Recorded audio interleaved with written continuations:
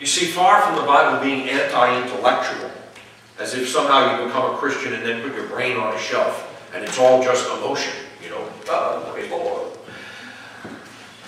God says we're to love Him with all our heart, soul, mind, and strength. That we're to take captive every thought to make it obedient to Christ. And if we're not to be conformed to the pattern of this world, then we need to be transformed by the renewing of our mind. We need to renew our minds so we have those biblical screens in place that are going to protect us from the bugs and the bites and error and that which is harmful to us. Well, how do you do that? Well, let me just tell you. Ephesians chapter 4, we don't have to turn there. Just let me read a couple of verses for you. It says,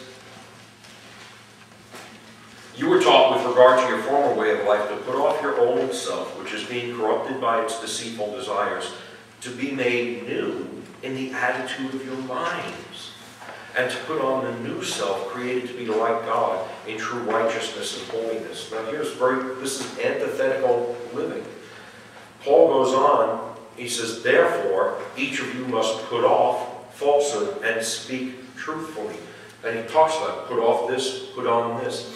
The point is that when we renew our minds, as we ingest and as we digest the Word of God, as we think God's thoughts after Him, as we know what God's thoughts are, as we take captive every thought to make it obedient to Christ, we are transformed by the renewing